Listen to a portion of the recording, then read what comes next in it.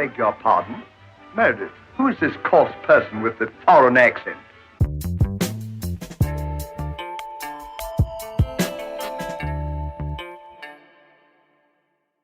Look, the right way to look after elephants in captivity is to keep them occupied.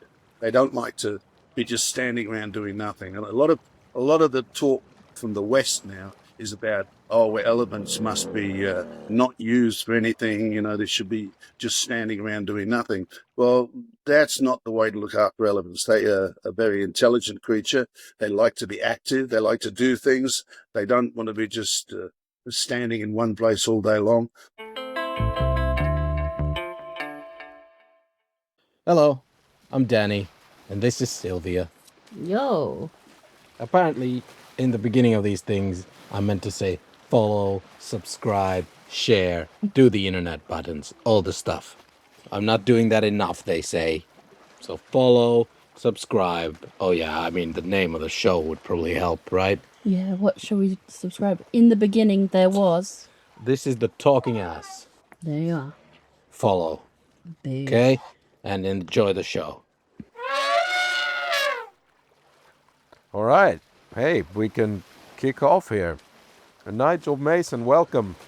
I read that you're called the Elephant Man, but you're not quite ugly enough for that. What's up with the nickname? Yeah, I remember that move from a long time ago. That was horrific, yeah? You're a strapping lad compared to that fella. So, basically, you're in Bali, right? And you have a sanctuary, is that right? Right. We started about 29 years ago, so been around quite a long time. Cool. And there's Sumatran elephants. What does that mean? Because I know about Asian and African elephants. Well, there are three types of Asian elephants. You got, first of all, the biggest one is the Sri Lankan elephant, which is huge. It's about the same size as an African elephant. However, it's Asian. And then you've got the mainland one, which is found throughout everywhere else. It's found from China right through to India, Thailand. All that area is all the other elephant, which is the main elephant, the one that's known mostly. And then you've got the smallest one and the least known one, which is the Sumatran elephant, only found in Sumatra, which is part of Indonesia. And it's a smaller elephant, very small numbers. It's down to very, very low numbers now. It's the most it's pretty pretty much almost gone. Really? Okay. So how many are in the wild and how many do you have? Now, as far as known now, they're well down below 1,000. Okay. So that's pretty bad. Yeah, that's very bad. Yeah. So what's the main threat? Is it logging? Deforestation, of course. Unfortunately, what's happened in Sumatra, which is where they come from, is the deforestation has been huge, pretty much mostly for oil plantation or acacia trees for paper. So some big paper mills there and that, but the oil palm is the biggest threat. They've destroyed the forest in enormous numbers. I mean, you can't believe how much has gone. It's just completely destroyed the whole island. I hate to give you a tough question right away. And by the way, if any of this gets you in trouble, we can cut it out. Is the Indonesian government a good partner in elephant conservation? Like, is it good to do over there? Not really. No, I mean, we work with them, of course. We have to because they're a protected species because they're such low numbers, and so we have to work with them, and consequently makes it very difficult. The sort of the mentality of the Indonesian government is to try and keep it as quiet and unknown as possible so that they don't get any flack from it. But over the years, the deforestation has been so dramatic that the species has plummeted. I mean, when I first got involved with elephants, which was back in 1997, there were still about 3,000 in the wild. There are now under 1,000. So money talks, and people don't care. Is that the issue? Well, I think they're just a nuisance as far as most people are concerned, and because of all the plantations there for oil palm and that, which the elephants love. They'll eat oil palm, no problem at all. But of course, when an elephant eats something, it destroys it completely. So they're not really keen on elephants coming into the plantations and destroying everything. It's pretty bad. So is there a lot of poaching of the elephants as well? Well, there's not so much poaching as such.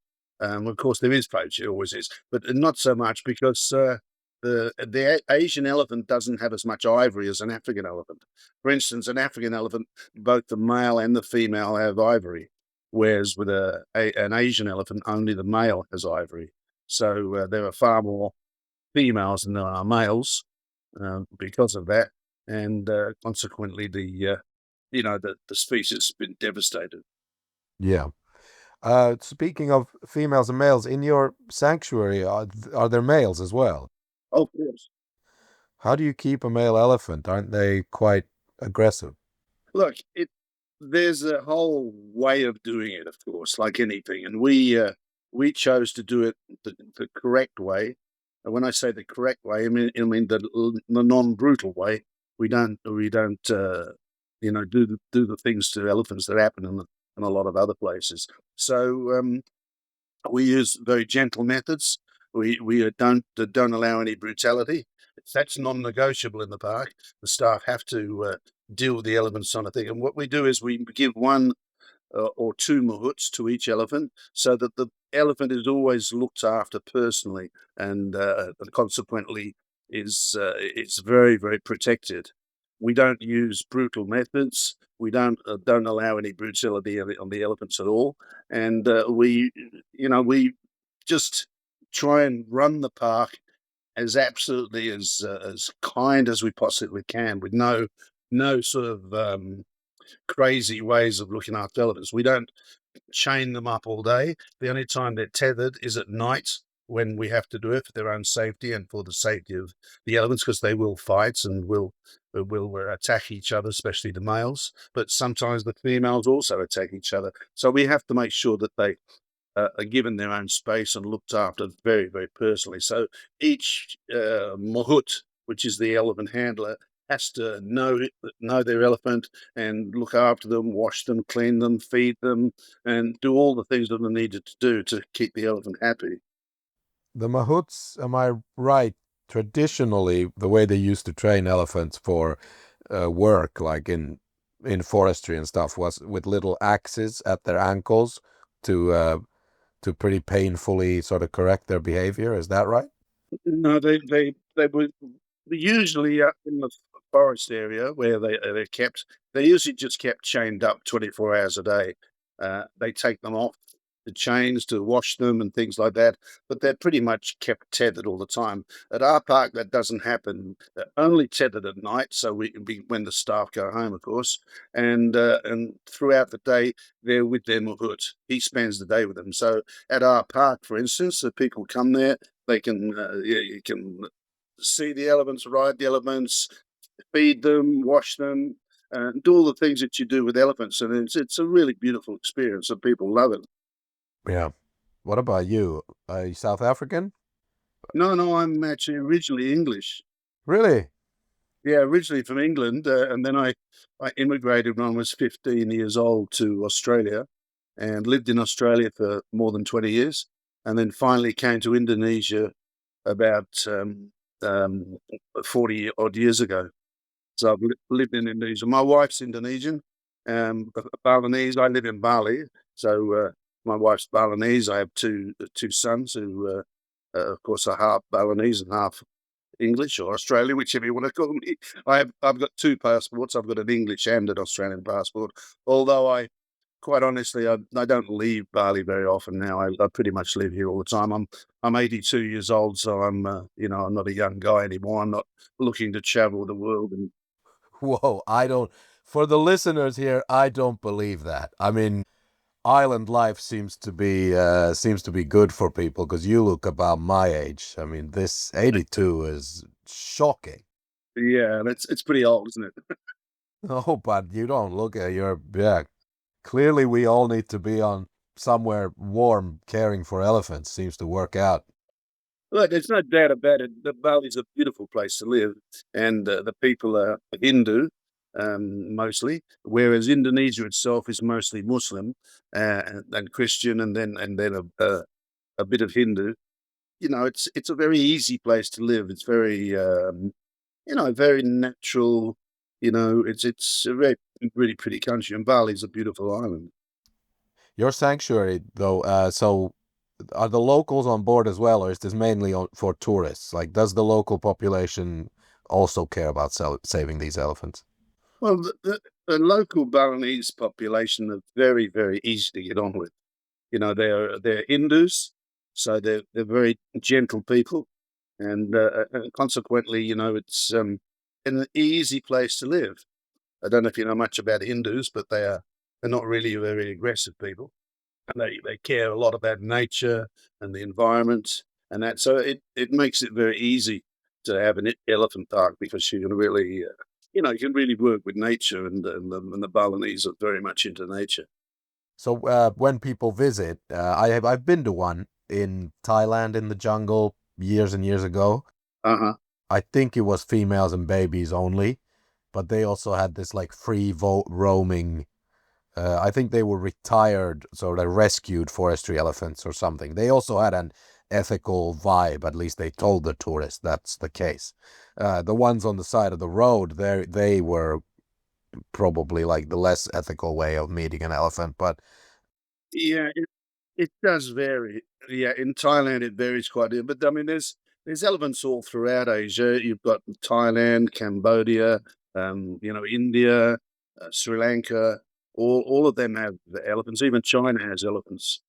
So they're found right throughout the whole area. And of course, consequently, there's a different sort of logic with Asians to elephants than there is to Westerners. Westerners tend to think of elephants as some sort of special creature that should be untouched and free and all the rest of that. They have a whole different opinion because Westerners we're a bit of a soft touch, and we don't understand the nature of the problem that there is in Asia with elephants. I mean, they're extremely large elephants. They're very powerful. They can be very dangerous, and consequently, people get killed every year by elephants. But here in Bali, we deal with them very gently. You know, there are a few places with elephants. There's three zoos here that have elephants, and there's one other small little rafting company that elephants are here. But we're really the only elephant park that specialises in elephants only. We don't have other animals other than a couple of tortoise and that. So we really are specialists in elephants. We have a museum, we have a theatre, we have all sorts of things like that that really gives you a whole elephant experience when you come here. so when people come, what are tourists allowed to do? What is the correct way to do elephant tourism then? Look, the right way to look after elephants in captivity is to keep them occupied. They don't like to be just standing around doing nothing. And a lot of the talk from the West now is about, oh, well, elephants must be not used for anything. They should be just standing around doing nothing. Well, that's not the way to look after elephants. They are a very intelligent creature. They like to be active. They like to do things. They don't want to be just standing in one place all day long, or they go crazy. They're an intelligent creature, and consequently, we try to keep them active as we can. We allow rides because rides have been proven to be good for the elephant because it gives them exercise. It gives them, a mind to be active. They like to be thinking and doing things. They're not a stupid creature by any means. So we try to keep them as active as we possibly can, so that their brains are kept active and that's what they love to do. They're a very smart creature. Incredibly so. Uh, so so rides are allowed. What else? I mean, people wash them, and is that about it? Well, they go for swims. We have two lakes, so the tourists can go in for a swim with the elephant, which is really fun. People love that. They can wash them. we allow the guests to wash them, and of course you can hand feed them, which is lovely. But the rides are only very short, but they're an important part of keeping them active, because we don't want them to be standing around doing nothing, because like any creature, if they're not exercised and kept in motion, they get sick. They're not a super healthy animal, elephants. They have a very bad digestive system, so they need to walk, they need to exercise to digest the food properly. Otherwise, they get very bad stomach problems. They're very prone to stomach problems. So we have to keep them moving as much as possible so their digestive system works properly. Really? I didn't know that. That makes sense. They roam for miles and miles and miles in the wild, right? In the wild, an elephant would walk probably anywhere between 20 to 30 kilometers a day, searching for food and water, etc. Here in Bali, we can't keep them moving that much, of course, but we try to keep them active to about 6 or 7 kilometers a day. Yeah, that's great. That all sounds great. What about the money aspect? So, the tourism to your park, is it enough to sustain? Like, caring for an elephant must be very expensive. It is very expensive. They eat a lot. They eat 250 kilos a day, which is a lot of food, and that is a mixed diet. Some basic things that they like coconut leaf and elephant grass is two of their main things. But they need a diet of vegetables, fruits, and things like that as well. So we have to, we have to get a lot of food in, and that's costly. We with us, what we do is we're in a village called Taro, which is a Hindu village, a Balinese village, and we pay the local village to collect food for the elephants. So we have two groups of people who collect that food for us daily. They have to supply us with X amount of food daily for the elephants. One is the religious system of the village, and the other is the sort of what you'd call the governing body of the village. So those two groups sort of almost compete against other to collect the food each day, and they have to bring us X amount a day. And then we, of course, pay them for that, which helps sustain the village. So the village are very much involved with the elephant park because they make quite a big living of it. Also, we donate to the Hindu um, system, the village, and so we give money to their temple ceremonies and things like that too. So and of course we employ literally 99% of the people from the village to look after the elephants. We're feeding them, cleaning them, and washing them, all the different things that have to be done. That's how they say it should be done. You have to involve the locals. In Africa, they've started this as well, right? Yeah. The village are completely involved. I mean, and if we didn't have the village, we'd have a lot of trouble looking after the elephants, and they are a costly animal to look after. We also have to have vets. We have a veterinary clinic. We have two vets that looking after the elephants because they do get sick from time to time. Usually stomach problems. They tend to have bad stomachs from time to time. The other thing they'll often get is an abscess. They're a bit prone to abscess, but apart from that, they're fairly healthy as long as they're kept exercise and moving and active and keeping their brains working. They like to do things. They like to be involved in things. So we try and keep them active. Some of them do some painting, and that just for the mental stimulation. Um, and of course, they work together with the people. You can come and wash them and go in for a swim with them in the lake. It's great. I mean, people just love it. The elephants are an amazing creature. What do they paint? It's just abstract. They're nothing special. I mean, they're not great artists, but they just love to paint. If they're in the wild, sometimes an elephant will pick up a stick and draw in the dirt. Hmm. Nothing. I mean, they can't. They're not like Picasso or anything, but they just love to draw and paint things. But it's only specific ones. Not all of them do. You'll get one or two who really love doing it, and they'll paint all the time if you give them the opportunity. Others they don't want to do it, and you give them a paintbrush and they'll just eat it. But They're intelligent creatures. Oh yes, yes, very. So yeah, when you started in the this is 1997, right?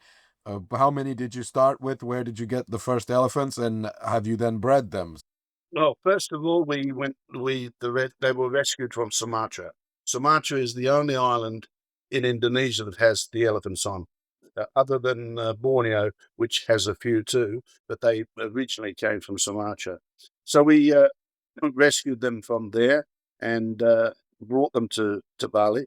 But we brought them in three groups. The first group we bought was in 1997, and then we bought another group in 2000, and then the last group we brought down in 2004. Yeah. And so now in total, what do you have? So we had about 27 elephants at that stage. Since we had the elephants here, we've had 6 babies born, which are amazing. Of course, having them born here, they're very, very cute when they're born. Tiny little things. They're only about a bit over 100 kilos when they're born, and very, very cute, but very naughty. And they're now grown up. I mean, our oldest babies now are 15, 16 years old. So they've been here for quite a while. And the youngest one we have at the moment is 5 years old. Baby elephants, yeah, they like playing with balls, right? You can throw a beach ball to them. They love to kick balls around. They love to play with things. You know, they're very, very funny. I mean, to watch a baby elephant, they love the water. One of the things they love more than anything is the water. So we put the elephants in the lakes every day, a few times as much as they like to be there, and they'll just play with one another, jump on one another, and spray water around, trumpet, and make a lot of noise. And they're fantastic to watch. Very, very entertaining. Yeah. You said the elephants can be dangerous and the little ones can be a little bit naughty. Any accidents in the history of the park with tourists or with employees? No, we've never had any serious accidents. We've had a few people knocked by mistake. They tend to sort of swing their trunks around a bit now and again. So when people are hand feeding them, every now and then someone will get bashed in the face with a trunk. But it's never anything very serious. The most serious accident we ever had here was quite some years ago when a woman was playing with an elephant, and she moved very suddenly close to the elephant, and the elephant didn't realize that she was there. She sort of was out of his sight by the side of him, and he hit her with his tusk. It was one of the male elephants, and that's when you have to be careful. And she got hit quite hard and was injured. We had to take her to hospital. Nothing very serious, but she broke a bone in her hand, and we had to put her in plaster cast and that. But she understood that it was a mistake. The elephant just happened to move at the wrong time and moved its tusk at the wrong time and hit her with the tusk. And the tusks are, of course, very, very hard. But that was probably the most serious accident we've ever had. That's lucky. That's still fairly minor for, elephants that weigh tons. Yeah. So in 2004, in the Southeast Asian tsunami, you were there already with the elephants. What did you do with them then? Yeah, well, the tsunami hit Sumatra, which is where the elephants came from. So that was pretty devastating in Sumatra, but didn't affect us in Bali here. It was a long way away, more than 3,500 miles away. So long way, over 3 islands. Yeah. So wild elephants, though, did they suffer from it Yeah, over in some of the Sumatra? wild elephants suffered up there, but we don't know how much they suffered because they're really it's a bit large island in Sumatra. A bit hard to know what the hell goes on there. It's not much, not a lot of news comes out of there. You know what I mean? It's a little bit the wild, wild west. But unfortunately, it's been devastated by deforestation. That's why the elephants are in such a lot of trouble. I mean, there used to be thousands and thousands there. There's now less than 1,000 in the wild. The elephants are on the last legs. I mean, it's pretty obvious that eventually, maybe not in my lifetime, but certainly in my son's lifetime, I would say they're going to be extinct in Sumatra. Yeah. Speaking of your son's lifetime, is the whole family involved? Will they go into this full time? Yeah, my sons are in their mid-30s. They're both involved in the park. We have a company called Mason Adventures. Mason Adventures is a number of different things. The park is only one of our things. It's sort of the park is the thing that we put our money into rather than make a lot of money out of, because we have a chocolate factory, we have a rafting company, we have some other activities that are all to do with adventure. We're the island's biggest adventure company, Mason Adventures. The elephants are just one of our operations. Yeah, I can see. You do everything from spas to trekking to jungle buggies, all that. Yeah, I mean, of course, our listeners can find the links in the description to both the elephants and all the other adventures you do. It's a great little company. Was that always the vision for you? Like, did you know this as a businessman or whatever, that in order to help these elephants, you will have to have revenue from elsewhere, or how did it all come together?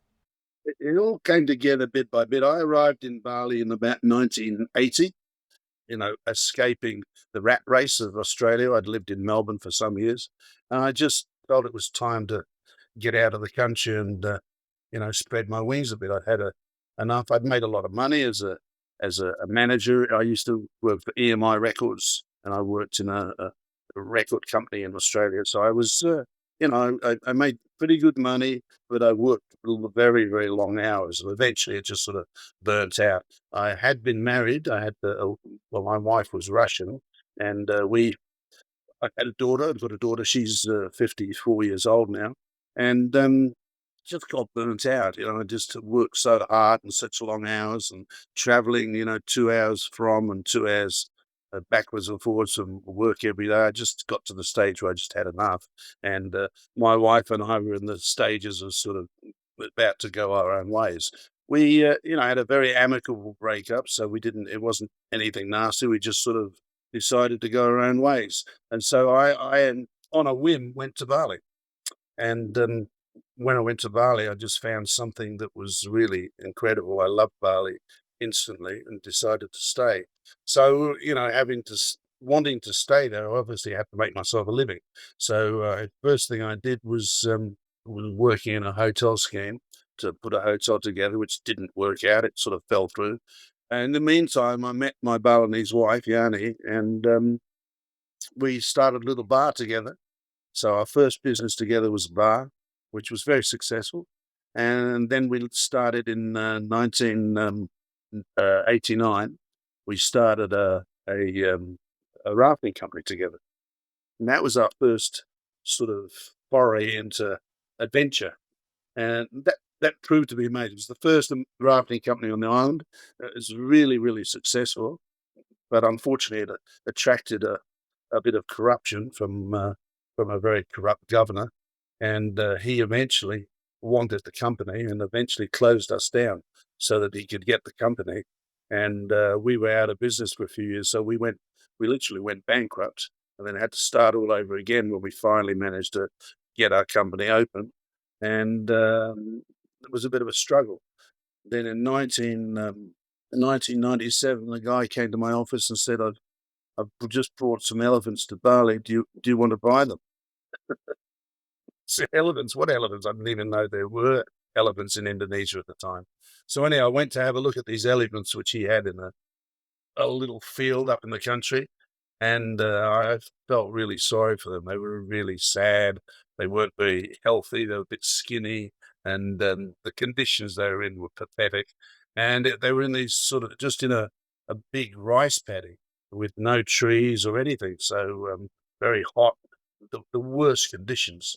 So anyway, I just decided, my wife and I decided we'd take them.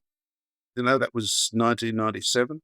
We then went to Sumatra to see what the problem was with the elephants. And when we got to Sumatra and realized what a mess it was, how much devastation was there, and how these elephants would, just didn't have a life. And in fact, they were putting them into these sort of government camps, to get them away from the people, because the elephants, of course, were causing a lot of damage. They were smashing trees, smashing villages, and and even and people were being killed. So we decided to take some to Bali, and we took some more, and then finally we took the last lot in 1994, which brought us up to 27. And rather than use the methods that they were using in Sumatra to contain them, we did a whole different thing altogether. We decided that we wanted to train them by using very gentle methods, no brutality or anything, which was a lot harder as it took longer to train them, whereas the way they were doing it was really beating the hell out of the poor elephants, and we didn't agree with that at all. So we developed a new way. It took longer, took a lot longer to train them, but we trained them, and they're very gentle. They appreciate it. They love their mahouts, and it worked out fantastically. We literally changed the whole situation for the elephants, and they had babies because they were happy and living in a good location, being looked after well, fed well, and they started to blend into the Balinese countryside, and the Balinese took to them. We managed to get more and more staff on the thing, and we now have around about 300 people at the park, and park consists of 3 restaurants. It's got a museum, a theatre, an art gallery, a whole infrastructure, including a treetop restaurant that we built with a walkway across the park up in the air. It's a beautiful place, and we planted masses and masses of trees. So the park now is like a botanical gardens. The empty rice paddies disappeared. You wouldn't even know it used to be a rice paddy. It's really complete botanical gardens because we brought in a lot of very exotic plants and changed the whole landscape into something of real beauty. And we've got thousands of orchids, ponds and lakes. It's a wonderful environment now, and the elephants, of course, are extremely happy. This is a huge operation now. So many questions. Number one, the motivation initially, was it more that you wanted to save the elephants, or more that you needed a business idea that you had gone bankrupt and you needed a new start, or was it a perfect combination of both? When I first got involved with the elephants, I must say my main motivation was that I wanted to resurrect my rafting company, which had been closed for almost 3 years, and bring some new business to help stimulate more business to our rafting company. The idea was we'd do rafting and an elephant safari. That was the original idea. But really very, very quickly changed. Within a very, very short time, we were thinking that like this, the elephants are so wonderful. We need to develop this as a totally, totally separate business, and it needs to be, just about the elephants, not about anything else. And and we fell in love with the elephants. I've been an animal lover all my life, so to get involved in the elephants to me was it was quite exciting, really, really wonderful. And we just went off at a tangent and completely went into elephants in a very big way. I knew nothing about elephants. I had to learn about elephants. Bought dozens and dozens of books on the internet and learning about them. We brought in experts from overseas. We got involved with animal activists to find out more and more about how to develop the elephant park into something that was really unique and beautiful, and something that people would want to come and see, because we're quite a long way up in the country. So to get people to come to the park is, they've got to come quite a distance. It's from the tourist area, it's about a 1.5-hour drive. So quite a long way. I see. It sounds like it's worth it. Worth it though. So do you have your own accommodation there? Are there these? Because nowadays we have now in zoos here in Europe, everywhere they've started doing these safari accommodation things to make extra money. Yes, well, that's what we do. But we didn't build the hotel till much later. That was about 15 years ago. We've actually been open double that time. This kind of thing would make me excited to come to Bali. If someone just said, we'll fly in and we'll be taken to a place where there's elephants and a bunch of activities. And it's like, well, I don't really need anything else, you know? Well, it stirs people's imagination, of course, and we get a lot of movie stars here. You know, going right back to the start, you know, we get a lot of movie stars. Jean-Claude Van Damme, Julia Roberts, you know, just dozens and dozens of people. Lots of Kardashians have been here, and all sorts of people, and they just love it. You know, they really love it. The experience of meeting and greeting the elephants is fabulous. It's because they're very gentle. You know, we've trained them to be very loving and kind. We treat them very, very well.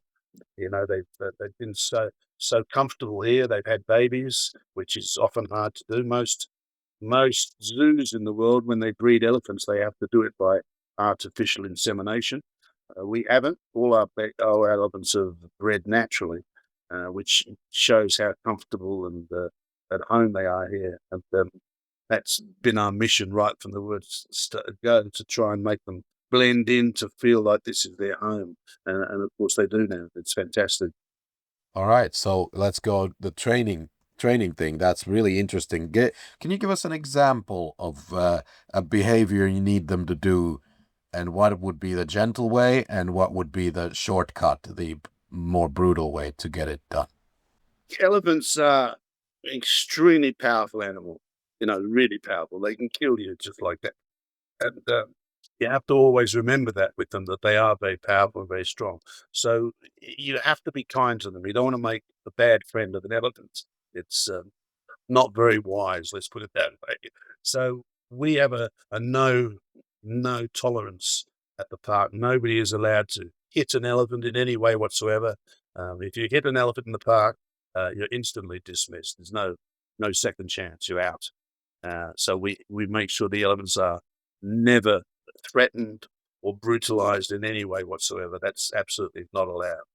And when you do that, they really, I mean, their relationship with their mahouts is unbelievable.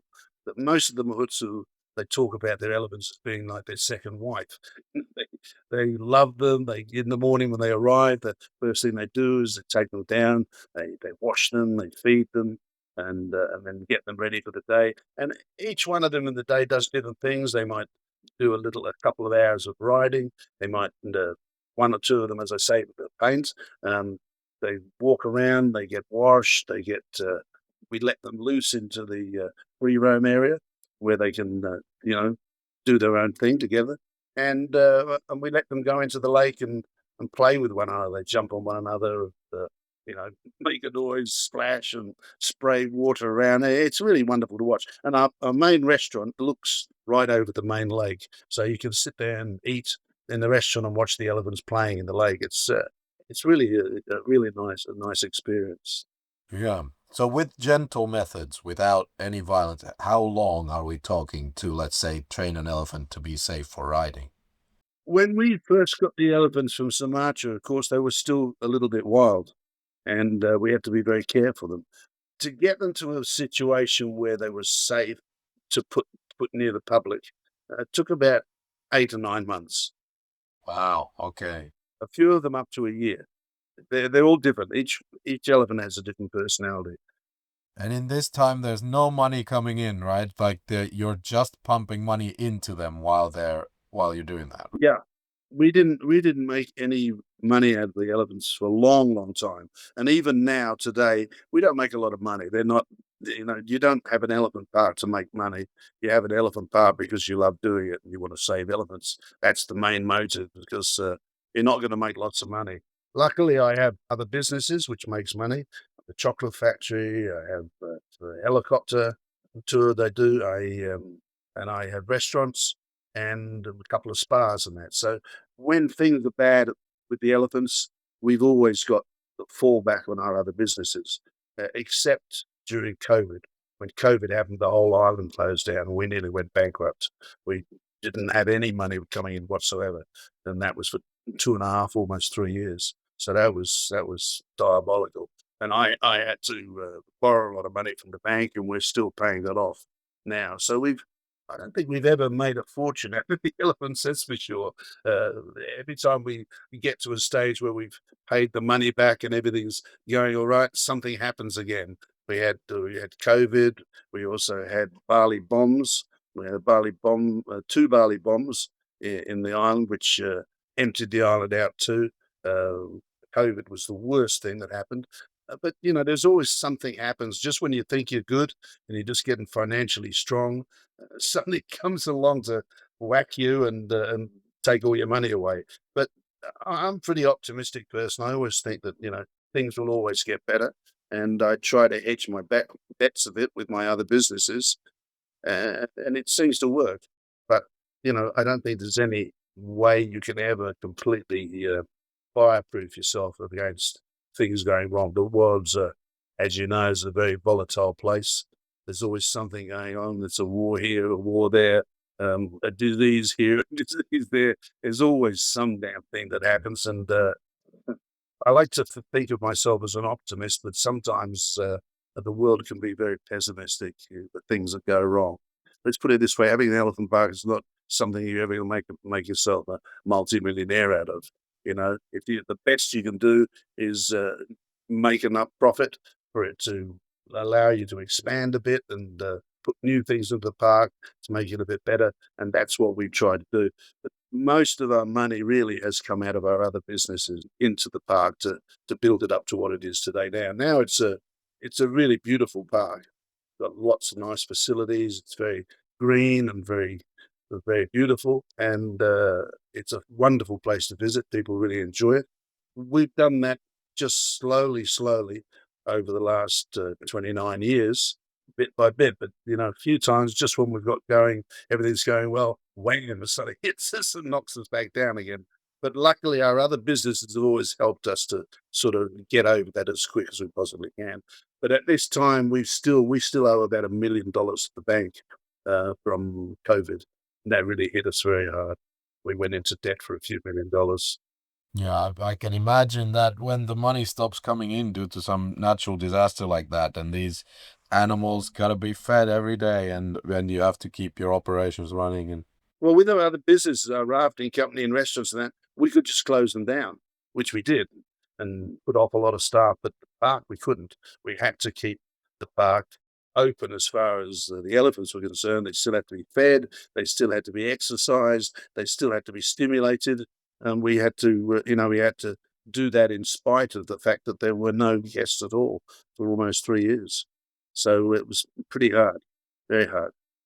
There's a lot of negative stuff about having elephants, and we're trying to change that perception a little bit so that people understand that keeping elephants is not the terrible thing that people like to imagine it is. They're not tortured or bullied or anything like that.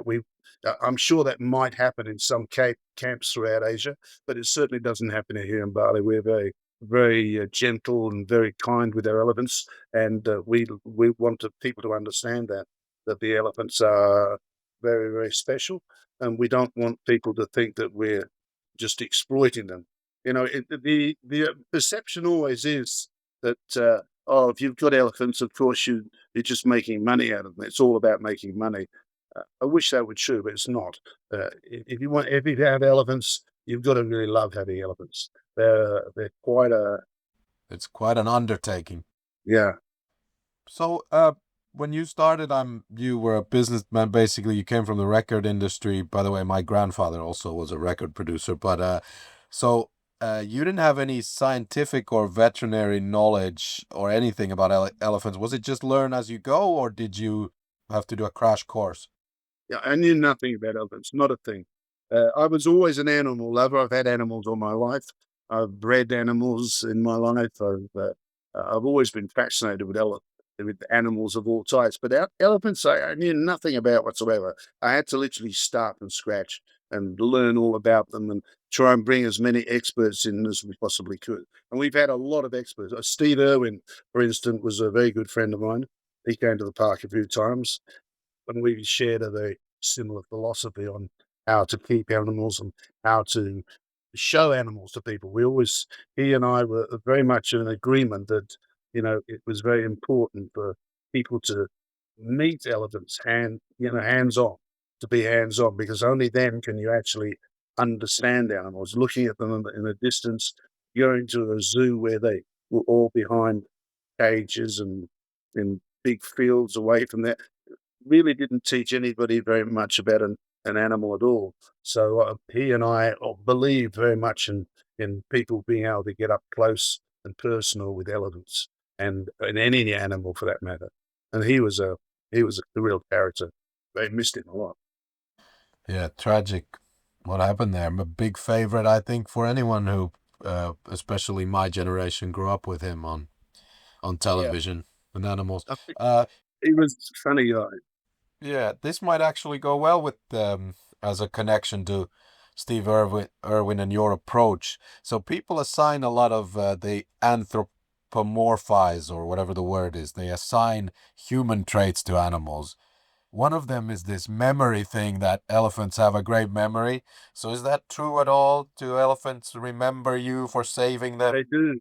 Yeah, they do have a very good memory, and they are very intelligent. But they're not like a human, of course. They're very different to us. But they have certain traits that other animals don't have. I mean, even a dog or a cat can't recognize itself in a mirror, but an elephant can. It sees itself in a mirror. It actually recognizes itself, and not many animals do that. So they are very, very intelligent, and they have very good memories when it comes to how you treat them. So you really must treat them in a very kind way and be their friend, not their enemy. Because if you're their enemy, they'll never forget it. So you don't hit an elephant and think you're going to get away with it, because the animal, it'll remember. One day it'll remember and it'll hit you and it'll kill you. So they need to be treated with great respect, because they are a very smart animal. Yeah. What about, are they afraid of mice? Is that true? No, they're not afraid of mice, but they don't like a lot of things. They're very, very fussy. We have certain animals around here because we're on the outskirts of a village up in the country, and we have cows and dogs and chickens and things like that. The elephants hate them all. They hate chickens, they hate dogs, they hate cows. There's nothing they really like. The only creature they seem to like is either each other or humans. With humans, they seem to, maybe the way we treat them is different to the way they're treated by a dog that runs up and barks at them. They don't like fast moving things or things like that. They hate electric mowers. They hate anything that is different. So you have to be very careful with it, because they just have an aversion to anything that they don't know. So if we want to get them used to anything new, such as a new electric mower, for instance, we have to very, very cautiously and very slowly introduce them to it. And most of them will get used to it, but there'll always be one or two that don't. They just don't like it, and that's it. So you just have to remember which elephants are sensitive and keep that away from them. But they're funny. They're very funny creatures, actually. Yeah. A few lighter ones here for the end, and I say that sarcastically. So Uh, Bali, the island itself is part of Indonesia, which is not exactly a democracy. You said there was some corruption you had to deal with early on in your business career. Overall, what is it? What's it like now? Are there people knocking on the door for bribes or? No, no, no, not like that. That's not in Bali. Bali's the more sophisticated island as far as that's concerned. It's a Hindu island, not a Muslim island. So that makes the mentality very, very different. My wife is Hindu. I'm Hindu myself. So it's quite a different logic, the way they think about things. They have a lot of ceremonies, and they bless the animals, they bless the trees, they bless everything, so it's a very hands-on religion, and the people are very gentle. Indonesia is a country where everybody sort of works okay. There's always exceptions, of course, but I've never had any trouble here. I always feel very safe. Where do most of your tourists come from to the park? All over the world, we get a really big mix. Our number one tourist, of course, are Australians, because they're right on the doorstep. But our second biggest customer, believe it or not, is Americans. and we get a hell of a lot of black Americans here. We had the Kardashians visit us some years ago, and after that, we started to see a lot of black Americans come here. Now we're seeing a lot of black English people too, and also Africans themselves are now starting to come to Bali.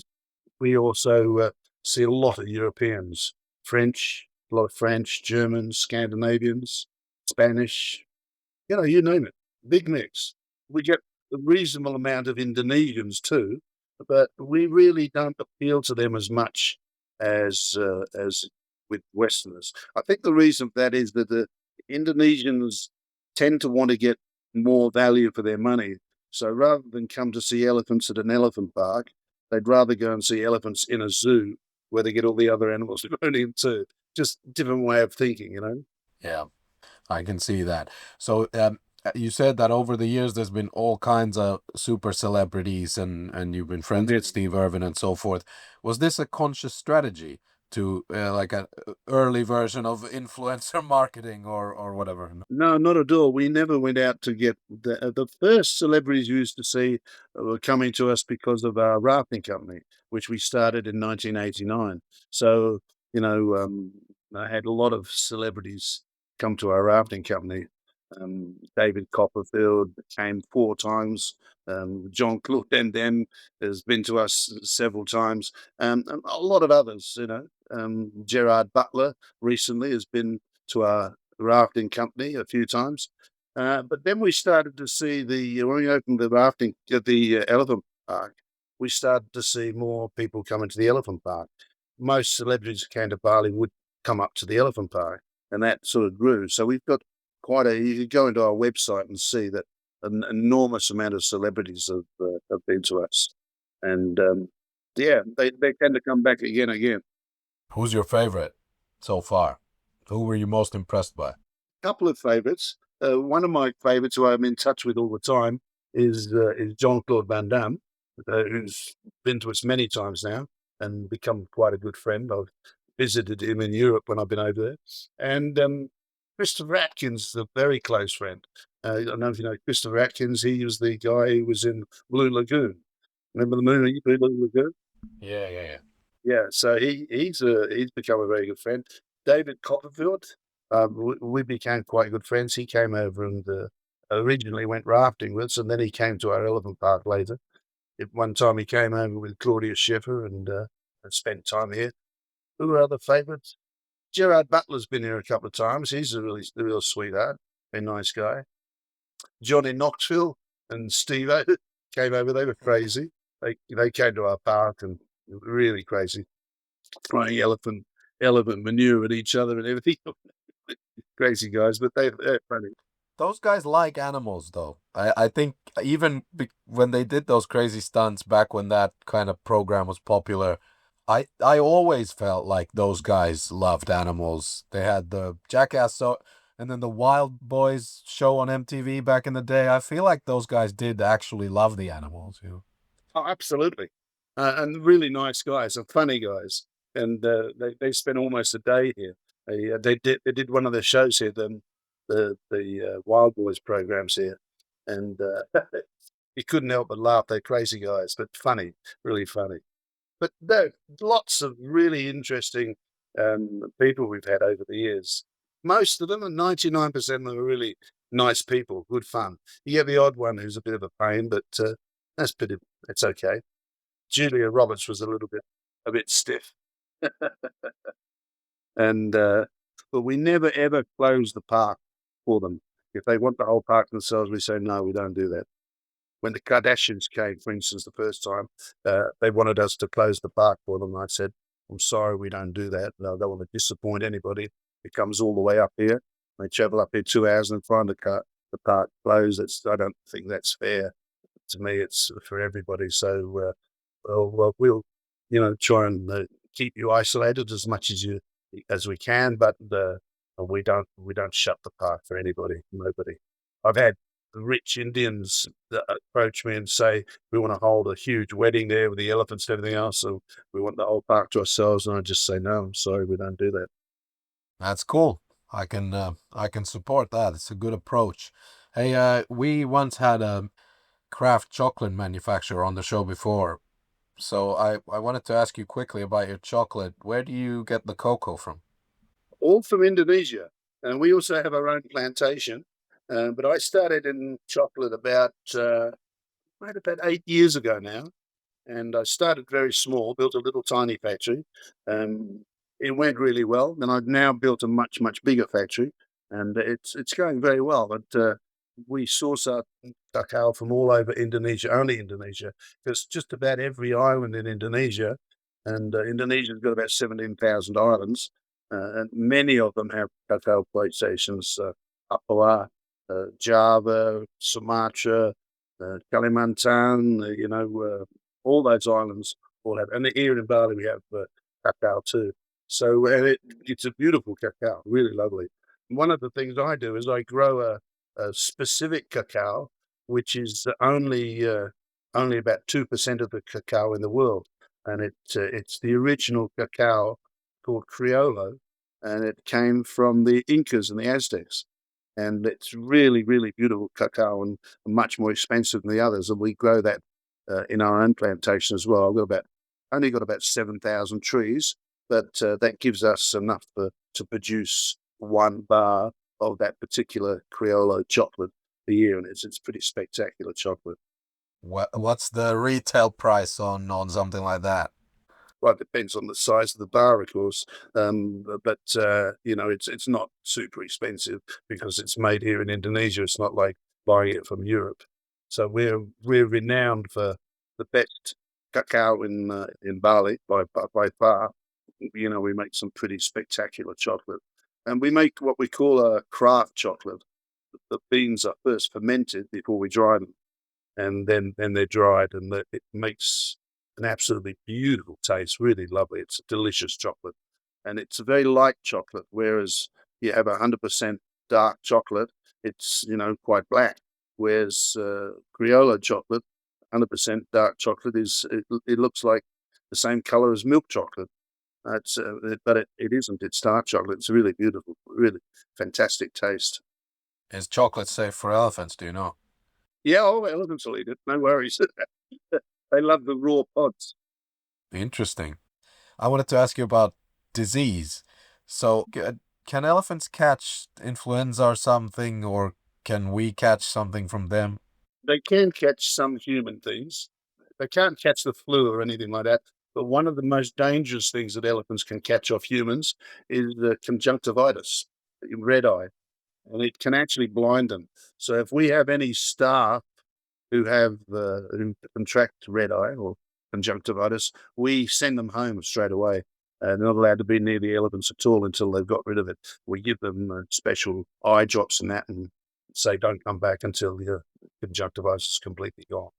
That's one of the things they get. They can also get tuberculosis, so we have to be careful with that. But we have vets on call all the time, and we keep the elephants very healthy. They're tested every few weeks for anything. We give them vitamins and special treatments for anything they get wrong with them. So a very strict regime of health, so they don't get anything like that. But if anybody's got conjunctivitis, we have a notice saying if you have conjunctivitis, please don't go near the elephants, don't touch them. And we make sure that people are touching the elephants, feeding them, that they have to wash their hands before and afterwards. Yeah. Excellent. Hey, Nigel, this was an excellent time for me. I love what you've done. Seriously, seems like a lovely family and a lovely cause to have dedicated your life to, and you can make money with your business. It's masonadventures.com. I'll put everything in the description. Do you guys have Instagram or something for the elephants as well? Yeah, we have. We just our website is for the park is masonelephantpark.com. Our main business is masonadventures.com, and you can find everything in there. We have a lot of videos. We have a movie on there called Operation Jumbo, which was the movie where we brought the elephants down, the last batch of elephants down from Sumatra, which is very interesting. We also have a very good 25-minute movie on there which shows you all about the park, what we do, why we do it, how we do it, etc., which is quite interesting. So I'd suggest to go into our website and look at some of that, because that's very, very informative. I'll tell you a lot more than they can. Yeah. And it seems like a great place to enjoy some chocolate and activities and elephants and maybe spot a few celebrities, right? You never know who shows up, clearly. Absolutely. There's always a celebrity comes every now and again. Any final message what for everyone to keep in mind about conservation and elephants in general? The only thing I really like to say is that there is a lot of misconceptions about keeping elephants. There's a lot of stories spread by animal activists that are really quite off key. They don't really understand a lot of what they're saying. They tend to just want to talk negative, because we have to remember that if you're an animal activist company, you've got to raise funds. And to raise funds, you don't raise funds by telling good news stories. You have to tell bad news stories, and then people go, "Oh, we better donate," this. So we just like people to try and keep an open mind and realize that it's a bit of a thankless job looking after elephants, as far as a lot of the public are concerned. But we don't torture or bully. We have very gentle methods of training. We look after elephants extremely well, and the big thing is that riding elephants does not hurt elephants. They are not hurt in any way whatsoever. It's something that they need to do because they need the exercise every day. They need to be moving. They need to exercise their muscles and build up their bone density, just like we do. They need exercise the same as we do. So keep an open mind. If you're in Bali, come and visit the park and see for yourself, and you'll go away with a totally different view. Because the park is wonderful, and the elephants are wonderful, and it's an experience you'll never forget. Excellent. Hey, thank you so much for your time, Nigel, and I won't keep you away from your elephants any longer. Thanks a lot. Great talking to you, and good luck with your show.